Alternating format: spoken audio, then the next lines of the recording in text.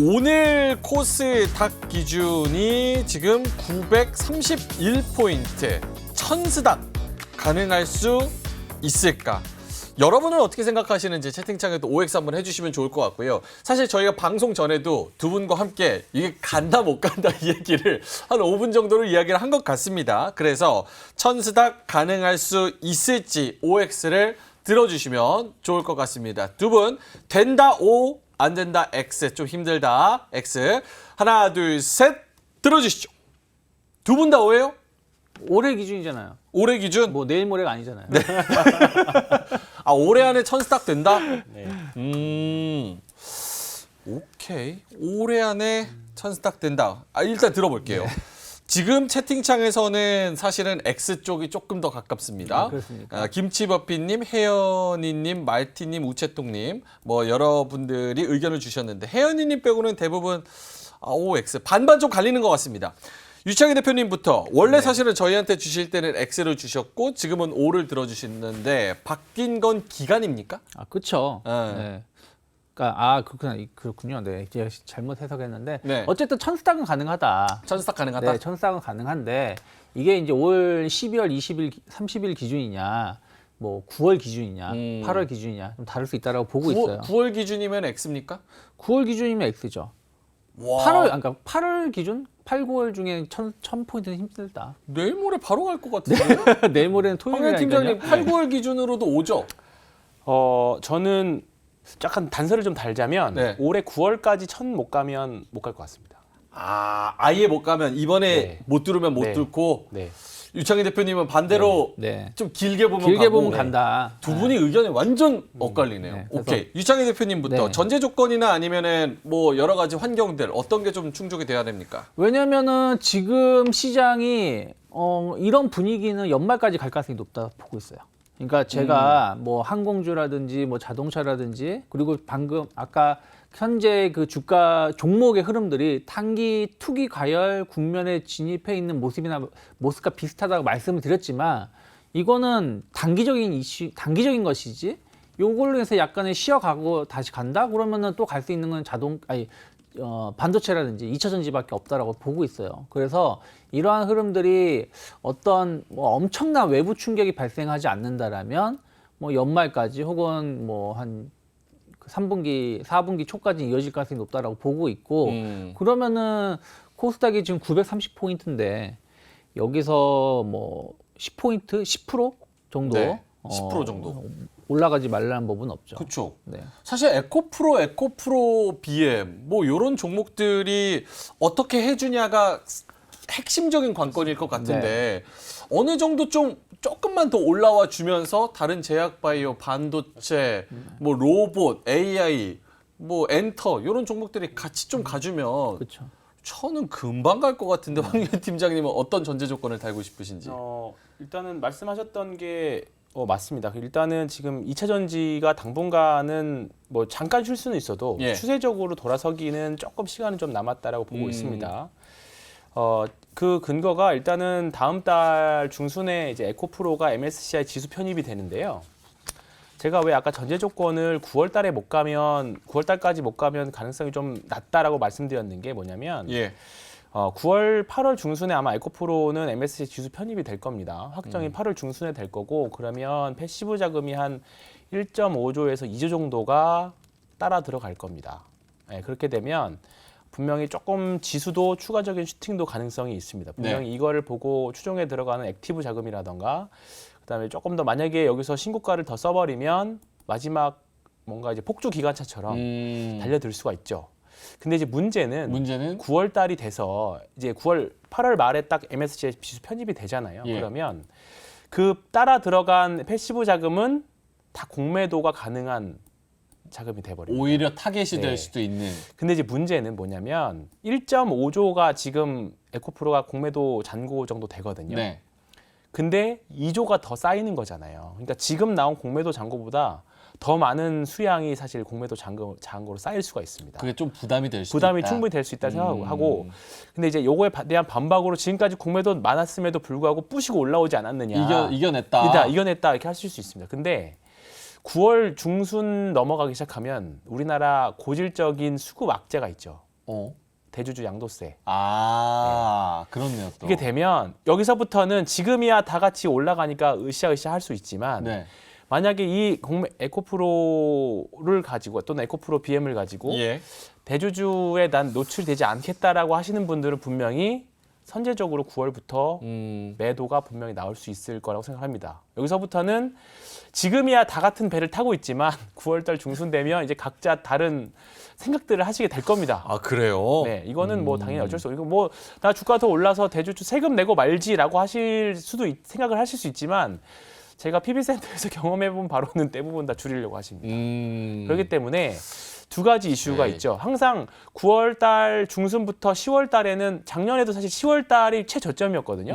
그 경제 침체에 대한 이슈가 있었음에도 불구하고 그때가 사실 최저점이었어요. 10월 달이. 그러니까 항상 우리나라 주식시장은 10월 달을 항상 조심해야 돼요. 5월 달 세린메이하고 10월 달. 10월 달. 네, 내후년부터 이제 혹시나 그 금투세가 도입이 된 이후로부터는 어떻게 패턴이 바뀔지는 모르겠지만 아직까지는 이 패턴은 올해까지는 적용이 된다라고 생각을 하고 있기 때문에 일단은 9월 달이 굉장히 고비가 될 수 있습니다. 수급적으로. 그렇게 되면 사실 에코프로가 끌고 내려오면 에코프로 BM이나 다른 2차 전지가 버틸까라는 생각은 예. 일단은 그렇게 생각을 하고 있고 지금 사실 셀트리온 그러면 다른 주식들이 만약에 1000을 간다라는 전제 조건 하에 9월 달까지 하면 지금 사실 바이오도 어느 정도 받쳐줘서 올라오고 있고 2차 그 제약 바이오 섹터 중에서 지금 셀트리온 헬스케어나 제약이 받쳐줘야 되는데 지금 흐름이 굉장히 지금은 조금 며칠 좀 쉬었지만 합병 이슈로 인해서 분명히 좀 바닥을 다지는 모습도 나오고 있고요.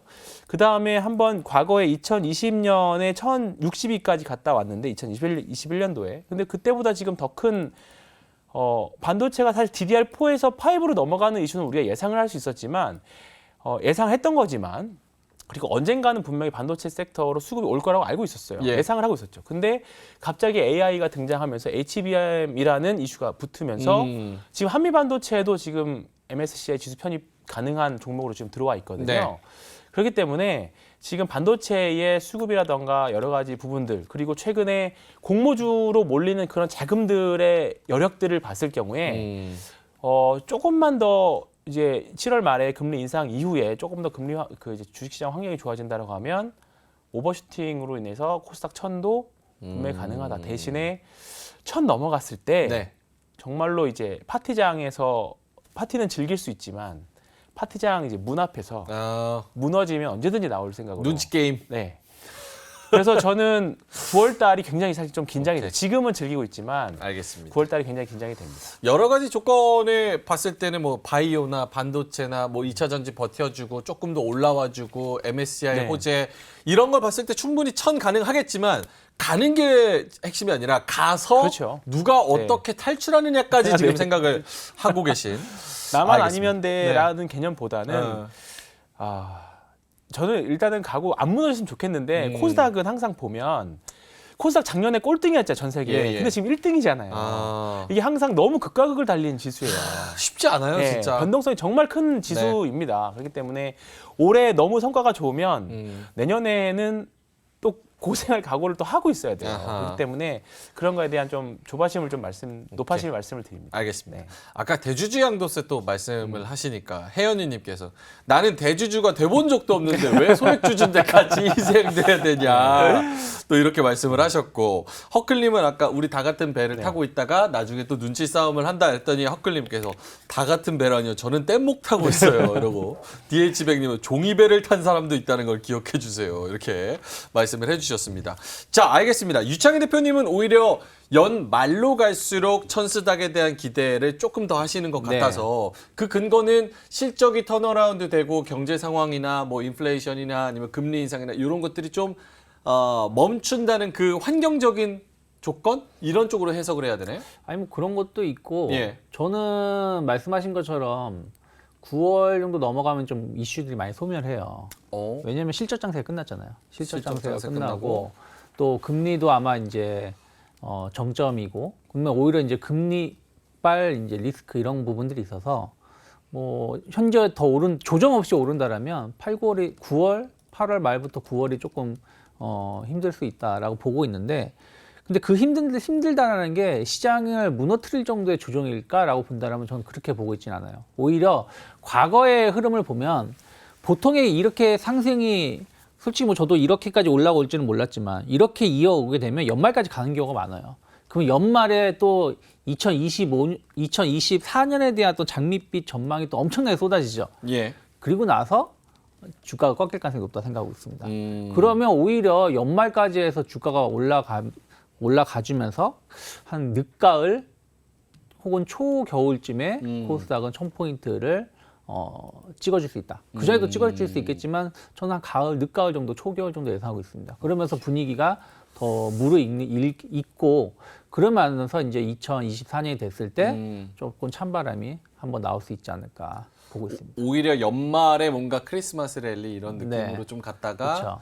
내년 초쯤에는 좀 안 좋은. 네, 왜냐하면 실질적으로 지금 딱히 뭐 AI 거품 얘기는 있습니다만은 이 거품을 제거시킬 만한 또 이슈도 없다라고 보고 있어요. 근데 그거는 이제 내년에 가면 또 판도가 또 바뀔 수도 있다라고 보고 있습니다. 오케이. 그러면 그 두 번째 주전부리 뭐 LNF 테슬라에게 같이 넘어가기 네. 전에 코스닥, 천스닥 말씀을 하셨으니까 두 분 다 어쨌든 황현 팀장님은 한 8월, 9월 정도의 기대감, 그리고 유창희 대표님은 좀 연말에 네. 대한 기대감. 천스닥을 간다고 하면 요건 대본에 없는 겁니다. 네. 천스닥을 간다고 하면 거기서 가장 우리가 노려볼 수 있는 종목 한 종목만 주신다고 하면 뭐 역시나 에코프로가 될 수도 있고요. 왜냐면 천스닥 가려면 에코프로, 에코프로 뭐 BM 버텨줘야 되는 거니까 에코프로 BM, 에코프로가 될 수도 있고 아니면 반도체 다른 종목이 될 수도 있을 것 같고 엔터도 괜찮은 것 같고 아니면 뭐 루닛이나 뷰노 의료 AI 뭐 이런 쪽도 네. 괜찮은 것 같고 정말 많은 종목들이 있을 것 같아서 천스닥 간다는 전자에 한 종목만 좀 주목할 만한 종목을 주신다고 하면 어떤 종목이 있을지 준비되신 분이 먼저 말씀을 해주시면 좋을 것 같아요. 저는 개인적으로 저한테 물어보면 그래도 천스닥 간다는 전자를 알면은 에코프로 BM이 빠질 수가 없으니까 당연히 그 종목을 봐야 되는 거 아니냐라는 생각도 들고. 황현 저는 팀장님부터. 일단은 에코프로 BM이 조금 뭐 다른 종목들도 상승률 말고 예. 주도를 하는 거는 에코프로 BM일 확률이 굉장히 높다라고 일단 생각은 하고 있습니다. 왜냐하면 지금 에코프로하고 에코프로 BM은 일단은 숏스퀴즈가 나오고 있는 상황이거든요. 예. 그러니까 에코프로는 앞으로 그 MSCI 지수 편입이 되면서 액티브 자금이 들어올 수 있는 기대가 있고 지금 에코프로 BM 같은 경우에는 이제 공매도에 대한 숏스퀴즈, 그러니까 공매도 숏셀링이 있고 숏스퀴즈가 있는데 예. 커버링은 말 그대로 많이 떨어졌으니까 내가 능동적으로 사는 거예요. 그쵸. 그죠? 스퀴즈는 반대로 따라 이제 주가가 상승하면서 어쩔 수 없이 손절매가 나면서 따라 올라가는 그렇죠. 게 스퀴즈입니다. 근데 이제 그 부분들이 조금 에코프로 BM은 이제 이번 주 들어서 나오기 시작했다고 생각을 합니다. 그 물량이 지금 공매도 잔고가 에코프로 BM이 지금 정확히 기억이 안 나는데 제가 과거 사례들 저희가 이제 저랑 같이 주식하는 이제 모임에서 예. 분석을 좀 했어요. 그러면 어차피 에코프로나 에코프로 BM을 밸류에이션으로도 계산을 해봐야 되기는 하지만 그럼 수급적으로 그러면 얼마까지 갈 수가 있을까? 네. 또는 과거 사례들이 뭐가 있을까? 그러니까 지금 에코프로 BM을 그냥 대략적으로 퍼를 10배에서 뭐 많이 주면 뭐 20배 정도 줬을 경우에는 지금 2027년도까지 이제 그 확정 캐파로 봤을 때는 저희 모임에서 생각하기에는 한 50만 원 내외 보고 있기는 하거든요. 근데 이거는 말 그대로 그냥 추정치기 때문에 어떻게 될지 몰라요. 다만 그러면 지금 에코프로 BM이 어차피 신고가를 가고 뭐 신고가가 하는 종목들은 입장에서는 뭐 이런 밸류에이션이 통하지 않는다. 뭐 비싼 종목이든 싼 종목이든 통하지 않는다라고 봤을 때 수급적으로 봤을 때 결론이 뭐냐?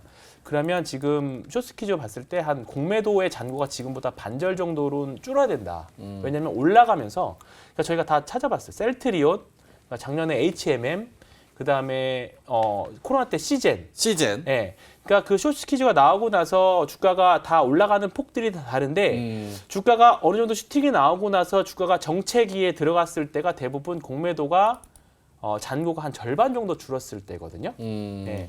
그렇기 때문에 일단 지금은 에코프로 BM이 지금 숏스퀴즈가 나온 상태라고 하면 저는 조금은 더 상승이 가능한 여력이 있다. 그렇게 좀 생각을 하고 있습니다. 수급적으로 봤을 때 에코프로 BM. 알겠습니다. 유창희 대표님은? 만약에 1000을 간다. 천 간다. 그래서 2차 전지 중에서 본다. 왜 2차 전지? 아, 그런가요? 굳이? 그러니까 만약에 2차 전지가 주도를 해서 가서 네. 본다라면 뒤에도 2차 전지 해야 돼가지고. 그러니까 그래서 다 뭐 해버려요. 그러면 뭐 에코프로도 가겠지만 가겠지만 저는 분리막이 좀 못 갔다 생각하고 있어요. 분리막. 네, WCP가 아. 상승률로 따지자면은 아이고야. 조금 좋지 않을까. 아이고야니까. 아니요, 좋아서. 네. 아이고야. 네. 좋아서 아이고야 네, 합니다. 그래서 분리막이 의외로 주목을 많이 계속 못 받았는데 예. 움직임이 좀 나오고 있습니다. 그래서 그렇고 반도체를 본다니까 어쨌든 코스닥 내에서 말씀드리는 거니까 코스닥 내에서 본다라면 결국에는 강한 놈이 간다라면 다시 좀 움직이고 있고 하는 게 그 꾸준하게 안정적으로 갈 수 있는 게 HPSP. 꾸준하게 HPSP가 우상향 기조 갈 수 있지 않을까 보고 있습니다. 오케이, 알겠습니다. 여러 가지 종목들과 아이디어들이 좀 나온 것 같아서 천스닥 갈 것 같은데 두 분이 조금 뜨뜻미지근하게 말씀을 아닌데, 하신 왜요? 것 같아서 그런가요? 아닌데. 천스닥 알겠습니다. 이로운 경제 채널 EBC